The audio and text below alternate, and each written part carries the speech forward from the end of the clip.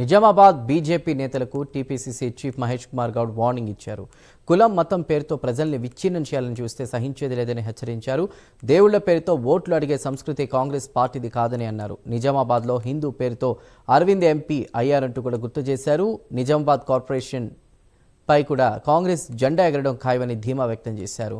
మన నిజామాబాద్ మన అభివృద్ధి పేరుతో ముందుకు వెళ్తామని అన్నారు. మున్సిపల్ ఎన్నికల్లో మంచి ఫలితాల కోసమే ఉత్తమ్కు ఇన్ఛార్జ్ ఇచ్చామని వివరించారు. ఉత్తమ్ కుమార్ రెడ్డి గారు డిసిప్లిన్కి మరో పేరు. Very very strict principal. గీత దాటకుండా నిర్ణయాలు తీసుకునే అలవాటు. ప్రతిదీ కూడా క్షుణ్ణంగా పరిశీలిస్తే తప్ప నిర్ణయం తీసుకోరు వారు. అందుకే వారిని నేను అనుకుంటా బహుశా ఇక్కడ మంచి రిజల్ట్ కావాలి కాబట్టి ముఖ్యమంత్రి గారు వారిని మనకి ఇన్ఛార్జ్గా వేసినారు.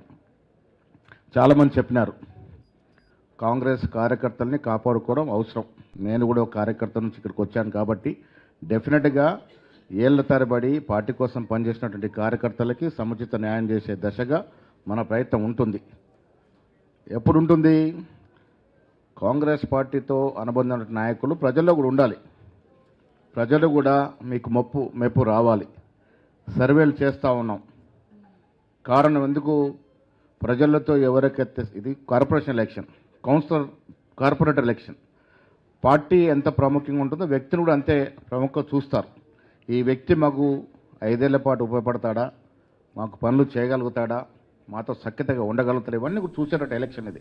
లోకల్ బాడీ ఎలక్షన్ కాబట్టి వ్యక్తిత్వం బాగా ప్రభావితం చేసే ఎన్నిక కాబట్టి దాని కారణంగా సర్వేలు చేస్తూ ఉన్నాం. 1, 2, 3 జల్లెడ పడతాం. తర్వాత పార్టీ కమిట్మెంట్, పార్టీకి వారికి ఉన్న అనుబంధం కూడా చూస్తాం. పాత వారికి కొంత ప్రాముఖ్యత ఉంటుంది. దాంట్లో పాటు కొంత